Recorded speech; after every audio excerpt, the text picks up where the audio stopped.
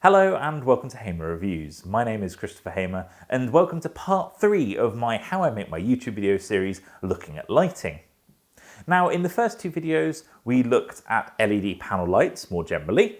There's a link to that video above if you haven't already seen it. And in part 2 we looked at bicolor LED lights and color temperatures and how that can affect your videos. A link to that above as well. Today's video is going to be a little different.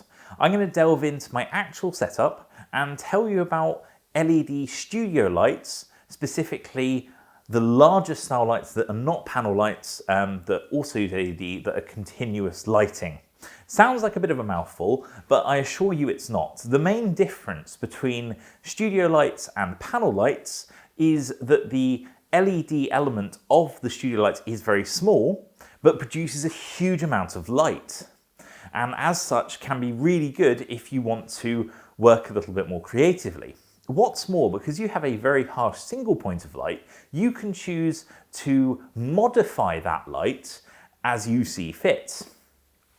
So to start off, I just want to talk you through my setup so you get an idea of what we're going to be discussing. So if I just switch to my other camera, which should give you a little bit more view. The first light that we have is the one on your left and my right, and that is my key light, so the main light that I use. It's an LED 200B by a company called PixaPro. Now PixaPro makes a variety of lights. Some of them are sort of rebranded Godox lights, others are sort of their own creation, which I think is the LED 200B Mark III.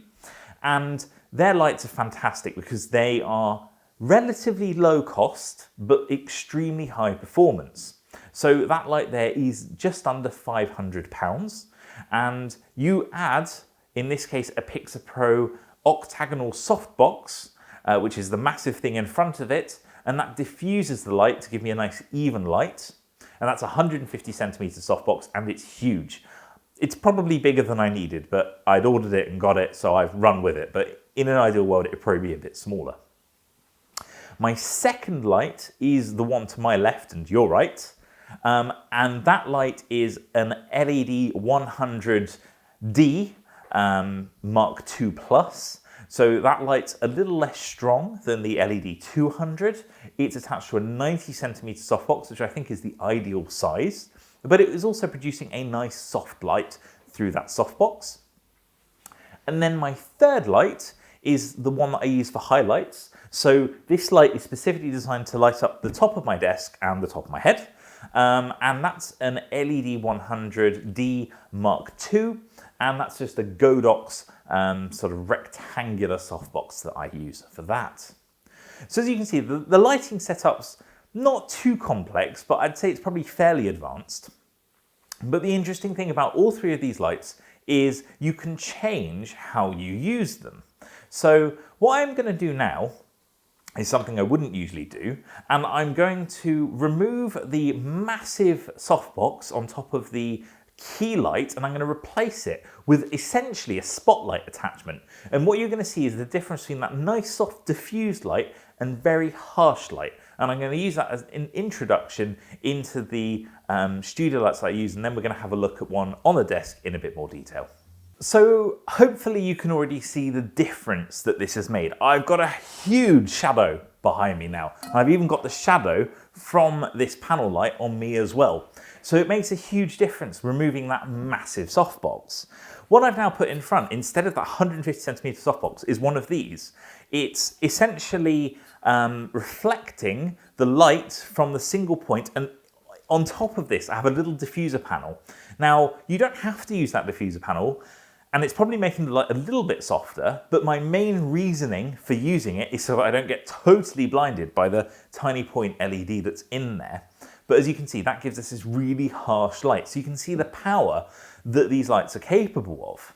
Now, there is a benefit of this. If I don't use that big modifier, that big softbox, I actually produce a lot more light. That light is turned down to about 40% now, because otherwise it would just be too bright. So although these panel lights are great at producing this diffused light straight away without needing much, I mean, there's a little diffuser on here, but it doesn't make a huge amount of difference.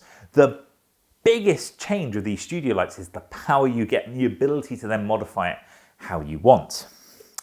So what I'm going to do is I'm going to take that light down, I'm going to move a few things about so that we can talk about the studio light in a little bit more detail, and I'll talk you through the advantages, the disadvantages, things to consider, and perhaps how to use them in your setup. So let's have another chat about these lights. I now have the LED 200B by PixaPro in front of me, and as you can see, this is where all the light is created. It's this tiny spot at the front.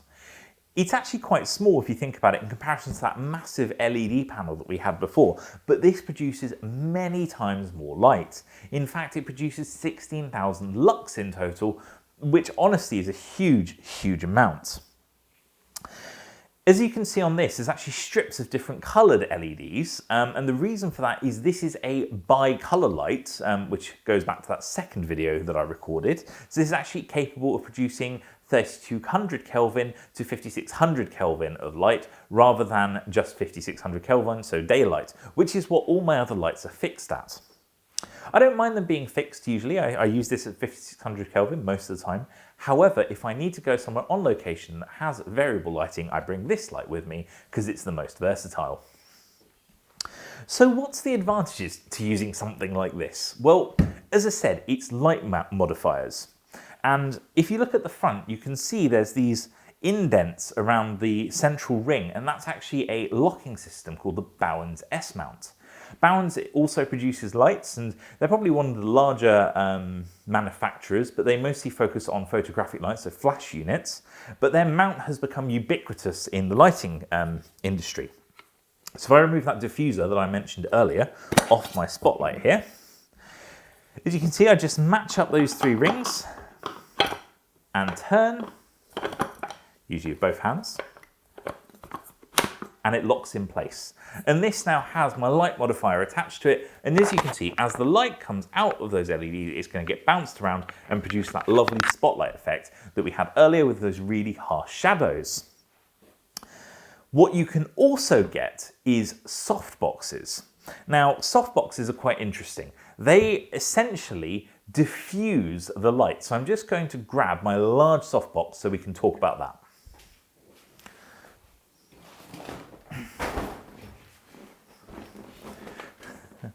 So this is my large 190 centimeter softbox, and it's huge, as you can see. At the back of it, we have that Bowens S-mount connection that we were talking about earlier, and it's the same as that spotlight attachment that I just showed you.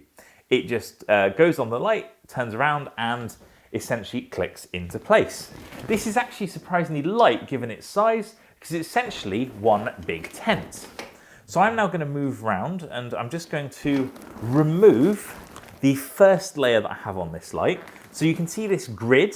This grid is actually designed to stop light from going in directions where I don't want to, and it helps me minimize reflection. So let's pull that off.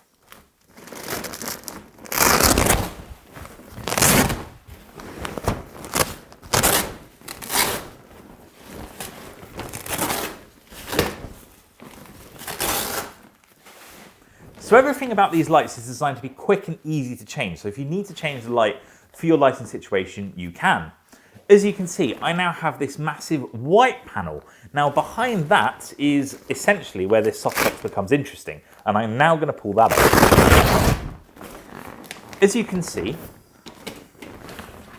I have a rather large light dome, and inside there is essentially a refractive fabric, so almost like tinfoil, but much more reflective, that's helping me bounce that light around that this produces. It goes through this white cloth, which I have attached on the side, and it produces that beautifully soft light.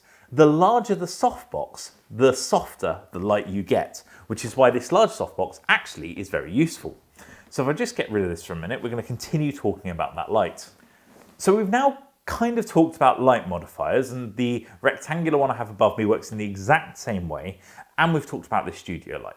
So who should be using one? Well, the truth is that any of you could probably use them in your YouTube videos.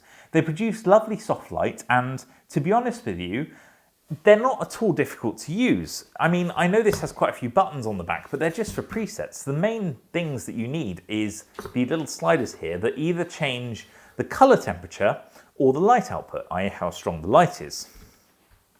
On this PixaPro light, you can actually change the light output in 10% increments. So you start off at roughly 10% and you can go all the way up to 100. And in most situations, that's enough. Now, Aputure, which is another brand that makes these kind of lights, are quite a bit more expensive, but they give you a bit more versatility, allowing you to go as low as 1% all the way up to 100. So you have the 1% increments, which obviously make it easier to get the bang on correct lighting, but personally, I can just change the exposure if I need to, so that's not really an issue. The other thing that you need to bear in mind if you buy one of these lights is you're going to need to choose that lighting modifier. And I think there's very rare occasions where you're going to need something like this spotlight attachment. You're probably going to want to go for the 90cm diffuser that I showed you earlier in my main setup.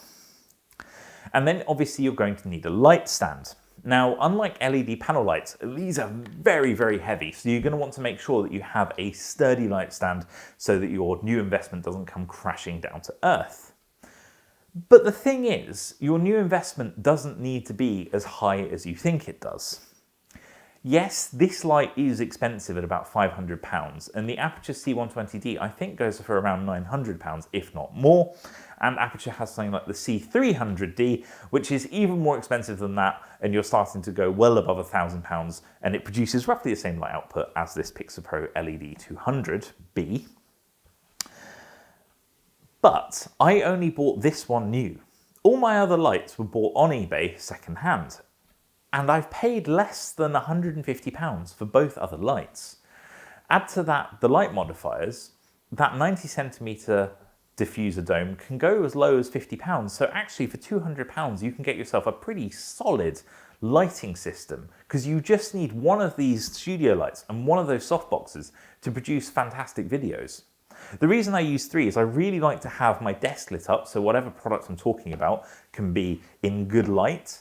And I use the secondary lights just literally because I have the space and I can. There's no real need to do it. The more light you have, the lower the ISO setting you can use, the deeper the f-stop, so you can get more depth of field to your videos.